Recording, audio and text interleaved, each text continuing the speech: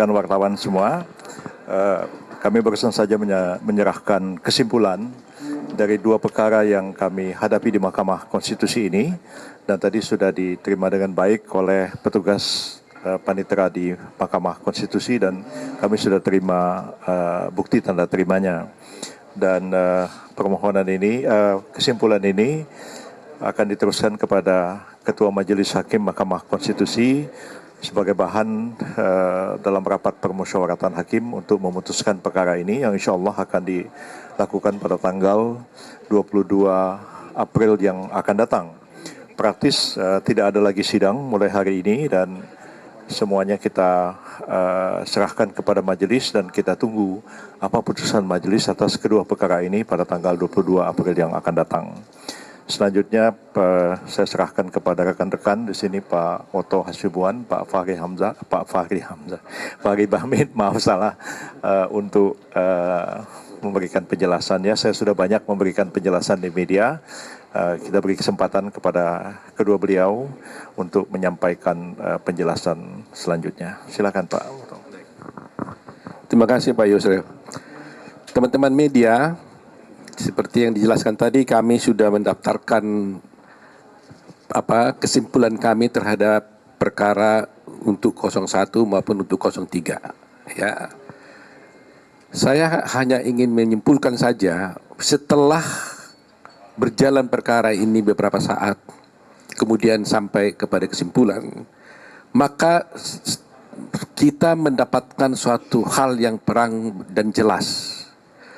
Dan untuk mudahnya bisa kami jelaskan kepada semua masyarakat secara singkat bahwa sesungguhnya perkara ini sesuai dengan nomenklatur yang ada di sini disebutkan, ini adalah perkara PHPU, yaitu perkara perselisihan hasil pemilu. Sehingga yang harus dipersoalkan menurut hukum acaranya itu adalah mengenai hasil suara yang diperoleh oleh masing-masing paslon. Sehingga sesungguhnya menurut hukum acaranya yang harus dipersoalkan itu adalah berapa sesungguhnya suara yang diperoleh oleh 03 maupun 01, dan mana suara daripada KPU yang sebenarnya perhitungannya itu yang tidak benar. Itulah sesungguhnya perkara ini. Tetapi setelah kita melihat perjalanan perkara ini, ternyata pihak pemohon 1 dan pemohon 3 justru tidak mau masuk kepada arena ini. Mereka masuk kepada arena bahwa tidak mempersoalkan dan tidak mau tahu dengan hukum acara yang ada, yang sudah diatur di dalam undang-undang pemilu, yaitu harus mengenai perhitungan suara. Mereka masuk dengan mengatakan, kami mengajukan gugatan bukan dengan PHPU, kami mengajukan gugatan adalah dengan dasar adanya kecurangan-kecurangan yang diduga dilakukan oleh 02, sehingga mereka memohon diskualifikasi.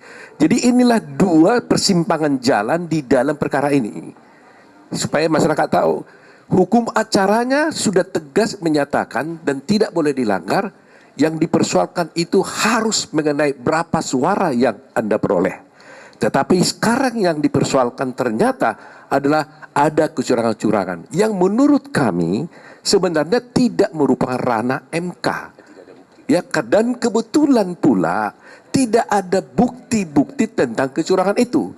Khusus di kasus ini kami sampaikan di 01 ada 19 yang dituduhkan kepada 02 bahwa melakukan suatu kecurangan. Ternyata setelah kami lihat satu persatu dari 19 ini di kesimpulan ini kami uraikan dengan jelas, satu pun tidak terbukti adanya kecurangan tersebut. Ya kan? Jadi kita lihat tadi itu, bahwa saya katakan tadi itu sebenarnya kalau kecurangan ini ranahnya ini ranah Bawaslu. Bawaslu yang harus memeriksa perkara kalau ada kecurangan. Walaupun demikian, kami juga uji di persidangan, ternyata kecurangan itu pun tidak terbukti. Jadi dari segi prosedural, sebenarnya ini sudah salah. Nah, sekarang apa yang mereka tuntut? Dan selalu digaungkan di media-media massa. Mereka mengatakan haruslah Mahkamah Konstitusi berani mengambil suatu keputusan yang substantif, seakan-akan keadilan yang progresif. Nah, tidak mungkin Mahkamah Konstitusi mengambil suatu keadilan substantif berdasarkan suatu hukum acara yang tidak ada.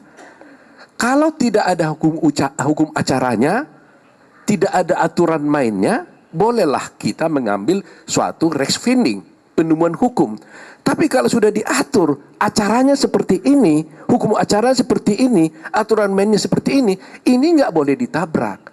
Karena hukum acara itu adalah hukum yang menegakkan hukum material. Gitu loh, tanpa adanya hukum acara, hukum materialnya tidak akan tegak. Coba bayangkan ada suatu peristiwa pidana, tapi hukum acaranya dipakai berbeda-beda, ya akan kacau balau. Katakanlah umpamanya hukum acaranya banding 14 hari umpamanya. Lantas yang lain mengatakan enggak, saya boleh 7 hari. Yang lain bilang bisa hanya 2 hari. Kan kacau. Dan hal itu membuat tidak adanya kepastian hukum dan keadilan. Jadi inilah supaya masyarakat tahu bahwa ada dua pemikiran dan persimpangan jalan.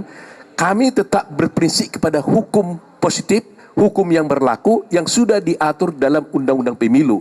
Bahwa perkara yang harus diperiksa di dalam perkara ini haruslah mengenai perolehan jumlah suara yang diperoleh oleh masing-masing paslon. Bukan mengenai soal kecurangan-kecurangan. Itulah penjelasan kami ya. Mungkin Pak Hotman bisa menambahkan. Sebelum di awal perkara ini, semua masyarakat mengatakan kok nggak imbang pengacaranya. Yang hadir ini semua pengacara-pengacara top yang sudah puluhan tahun berperkara. Yang di sana Repri Harun nggak pernah bersidang. Pengacaranya 0 berapa itu? 01. Mulia Lubis cuma konsultan. Anda bisa lihat ya betapa hancurnya pembelaan mereka.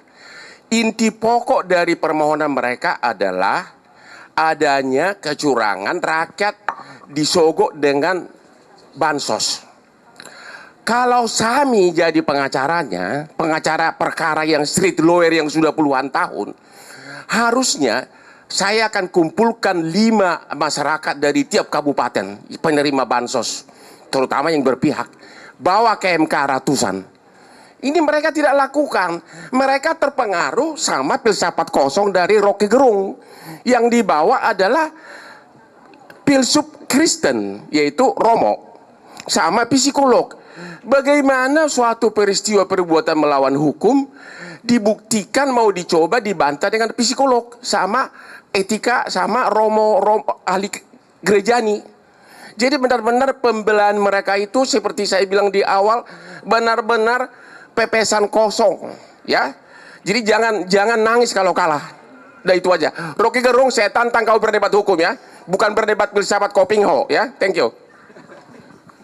Baik, terima kasih. Saya tambahkan, terima kasih Prof. Yusril, Prof. Otto, dan Pak Hotman Paris. Dalam beberapa hari ini, tim pengacara dari Pak Prabowo Gibran telah konsen untuk merampungkan seluruh kesimpulan atau konklusi yang diamanatkan atau diperintahkan oleh Ketua Mahkamah Konstitusi atau Majelis Hakim Mahkamah Konstitusi dalam memeriksa perkara ini. Dan itu telah kami tunaikan, telah kami rampungkan, kami selesaikan semalam untuk melakukan finalisasi bersama Prof. Yusril dan Prof. Otto. Hari ini secara formal telah kami sampaikan, kami masukkan di bagian kepaniteraan untuk diteruskan kepada majelis dalam rangka sebagai bahan pertimbangan sekaligus referensi untuk melakukan RPH dalam membuat putusan Mahkamah Konstitusi yang insya Allah nanti akan dibuat atau dibacakan pada tanggal 22 April 2024. Itu yang pertama. Yang kedua, dalam permohonan dalam kesimpulan ini kami telah susun sedemikian rupa secara prinsip ya, kesimpulan yang dibuat itu tidak boleh keluar dari fakta-fakta persidangan yang terungkap selama persidangan berlangsung. Jadi tidak ada analisis baru, tidak ada fakta-fakta baru ataupun kita mencoba untuk melakukan satu katakanlah memasukkan secara manipulatif bukti-bukti yang sebenarnya atau pada hakikatnya tidak pernah diperiksa oleh Mahkamah Konstitusi. Tapi semua itu kami rangkum ya sebagai satu refleksi atas fakta-fakta yang terungkap dalam persidangan. Itulah kami masukkan dalam satu konklusi atau kesimpulan yang telah dimasukkan hari ini. Di dalam seperti disampaikan oleh Prof. Yusril maupun Prof. Otto tadi, di dalam kesimpulan itu tidak terlepas dari apa-apa yang secara objektif kita analisis berdasarkan fakta-fakta hukum. Fakta-fakta itu sebenarnya kita konstatir bukan saja dari versi pihak terkait. misalnya alat bukti versi pihak terkait atau ahli dari versi pihak terkait, tetapi keseluruhan alat bukti yang terungkap dalam persidangan, peristiwa, keadaan, situasi yang terungkap dalam persidangan itu dipotret secara sistematik melalui kesimpulan yang kami buat. Saya mengambil contoh misalnya, dalam kesimpulan itu kita juga mengutip pendapat ahli yang diajukan oleh pemohon. Misalnya ada satu ahli yang diajukan oleh pemohon adalah psikologi masyarakat, di mana dalam keterangan ahlinya itu disampaikan tingkat penerimaan dan tingkat penerimaan dan keterpilihan Pak Prabowo itu sebenarnya didasarkan kepada 3 hal. Yang pertama, 2 kali pernah menjadi calon presiden dan 1 kali menjadi calon wakil presiden. Sehingga dengan demikian pemahaman itu, keterpilihan itu dan preferensi politik itu menjadi merata di seluruh negara kesatuan Republik Indonesia. Itulah yang sebenarnya menjadi sandaran kenapa sampai masyarakat menentukan pilihan dan preferensi politik kepada Pak Prabowo. Yang kedua, misalnya tentang mengaktifasi seluruh fitur-fitur kekuasaan dengan penunjukan PJ-PJ kepala daerah sebagai satu cawe-cawe atau penyalahgunaan kekuasaan yang terkoordinasi yang dilakukan oleh Presiden Jokowi misalkan sebagai salah satu upaya untuk mendongkrak keterpilihan Pak Prabowo. Itu terbantahkan secara faktual dalam persidangan itu. Misalnya ada ahli yang kami ajukan mampu menjelaskan bahwa dari 24 kepala daerah yang ditunjuk atau melalui instrumen PJ itu, 23 diantaranya adalah PJ di Provinsi Aceh. Tetapi faktanya Pak Prabowo kalah di Provinsi Aceh. Itu menandakan bahwa fakta-fakta persidangan itu mampu kita mengkonstatir berangkat dari apa yang telah disampaikan dan diterangkan di depan persidangan. Dan itu yang kami masukkan sebagai salah satu kesimpulan atau mengkonstatir peristiwa-peristiwa itu dalam kesimpulan kita. Jadi kesimpulan ini tidak boleh kita memasukkan banyak hal atau informasi baru, tetapi harus merangkum dari apa yang pernah terjadi dalam persidangan itu sendiri. Semua itu telah dianalisis secara baik dan benar, kemudian telah disampaikan dalam satu kesimpulan yang betul-betul sistematik, kurang lebih 70-80 lembar, sudah kami sampaikan. Yang di dalamnya itu adalah bagaimana mematahkan seluruh argumentasi, dalil, ataupun alibi yang dikemukakan oleh para pihak, ya pemohon 01 maupun 03, dan tentunya kita akan telah memasukkan seluruh fakta-fakta itu menjadi penguat atau menjadi penguat daripada argumentasi konstitusional kita untuk bagaimana membantah seluruh dalil-dalil itu. Itu prinsip yang kedua. Yang ketiga, seperti disampaikan tadi, secara konteks ada 2 hal pokok. Yang pertama, dari aspek formil seperti diterangkan oleh Prof. Otto tadi, bahwa memang permohonan ini sesuatu yang tidak ada dalam template hukum acara Mahkamah Konstitusi, sama sekali tidak ada yang seperti itu modelnya. Dan secara substansial, ya, seluruh dalil-dalil yang mereka kemukakan itu gagal dibuktikan di depan persidangan. Kenapa kami katakan gagal? Karena memang tidak ada satupun yang mampu membangun satu konstruksi kausalitas atau irisan yang berkaitan dengan peristiwa yang didalilkan dengan apa yang dimohonkan. Itu sama sekali tidak kompatibel dengan apa-apa yang sudah terungkap dalam persidangan. Dengan demikian, permohonan ini atau kesimpulan ini kami tegas mengatakan misalnya dalam eksepsi agar menolak seluruh permohonan pemohon itu tidak dapat diterima, karena memang inkompetensi dari Mahkamah Konstitusi. Jadi kompetensi absolutnya MK tidak berwenang untuk mengadili hal-hal yang dimintakan oleh para pemohon itu, karena memang di luar daripada ketentuan hukum acara, dan itu juga telah sejalan dengan apa yang diterangkan oleh para ahli yang kami hadirkan maupun para pihak hadirkan, ya, pemohon maupun pihak termohon tentunya. Dan yang ketiga, secara pokok perkara telah kami kemukakan juga, kalau sejalan dengan hukum acara maka kami minta untuk mahkamah menolak seluruh permohonan pemohon. Dan yang kedua adalah menetapkan atau mensahkan keputusan KPU 360 tentang pengesahan hasil Pilpres dan Pileg di seluruh Indonesia. Dan tentunya menetapkan permohonan yang, perolehan suara yang benar menurut pihak terkait. Apa perolehan suara yang benar? Yaitu tadi apa yang ditetapkan oleh KPU, ya, Prabowo misalnya mendapatkan 96.000 juta sekian, kemudian secara berurutan sampai dengan pasangan 03 dan seterusnya. Nah, itulah sebenarnya prinsip-prinsip pokok dari kesimpulan ini yang telah kami ajukan, semoga saja ada manfaatnya. Dan yang terakhir, bahwa perkara ini harus ada akhirnya. Kita dalam berdemokrasi ini, dalam bersengketa, ya, dalam soal-soal konstitusional seperti ini, kita terikat dengan asas litis finiri oportet, bahwa perselisihan itu harus ada akhirnya.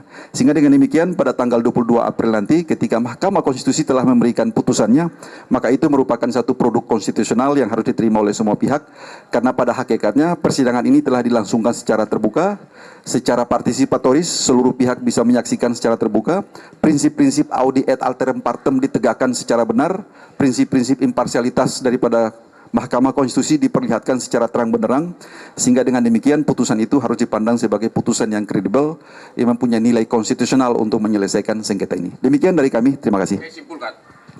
Kesimpulannya, ya. Kesimpulan kami hari ini, satu, menjawab tuduhan tentang bansos. Itu kami patahkan. Bansos itu perintah undang-undang, bukan perintah Jokowi. Dan sudah didukung oleh Pak Menteri. Bansos gugur. Bahkan tidak ada satupun saksi mereka yang yaitu warga pemilih yang memilih gara-gara disogok bansos. Tidak ada. Itu satu. Yang kedua tentang Gibran. Putusan Mahkamah Konstitusi nomor 90 berlaku sejak diucapkan. Ya, sehingga tidak perlu menunggu perubahan peraturan KPU. Karena berlaku otomatis sebagai hukum positif, sehingga pencalonan presiden cukup dengan salah satu syaratnya pernah jadi kepala negara. Gugur yang kedua. Kepala daerah. Udah tua gue ini. Gara-gara Robi Gerung ini. Rocky Gerung. Yang ketiga, gugur lagi dalil mereka tentang Sirekap. Ya, itu yang kita jawab di kesimpulan. Sirekap kata KPU tidak dipakai sebagai dasar perhitungan final suara. Jadi tidak relevan. Gara-gara itu saya ditegur sama hakim. Padahal itu benar banget yang apa yang gua ngomong. Yang terakhir tentang TSM, tentang penjabat kepala daerah. Ternyata MK pun sudah pernah memutus tentang penjabat kepala daerah dan mengetahui bahwa penjabat kepala daerah itu ada. Tidak pernah ditolak. Ya. Jadi semuanya gugur. Mereka punya tuduhan-tuduhan. Ya. Terima kasih. Ya, ditambah Bang Yuri, tambah sendiri. Terima kasih, Bang Fahri. Kesimpulan ini merupakan rangkaian akhir daripada persidangan sebelum menuju kepada putusan. Apa yang kami lakukan, apa yang kami capture di dalam persidangan itulah yang kami tuangkan. Beberapa tadi yang disampaikan oleh para senior, yang mungkin yang belum disampaikan adalah bagaimana narasi-narasi dan fakta-fakta yang diungkapkan ketika para pihak pemberi keterangan itu dihadirkan oleh MK, oleh Hakim MK. Di situ ada Menteri Menko, ada Menteri juga, Menteri Keuangan, Mensos, dan juga ada DKPP dan segala macam. Keterangan-keterangan mereka itulah yang menjadi terang, yang memberikan suatu fakta dan mematahkan seluruh argumen baik oleh pemohon 01 maupun pemohon 03. Dan juga sebagai terakhir, di bulan yang baik ini kami atas nama tim pembela Prabowo Gibran kami mengucapkan minal aidin wal faizin, mohon maaf lahir dan batin.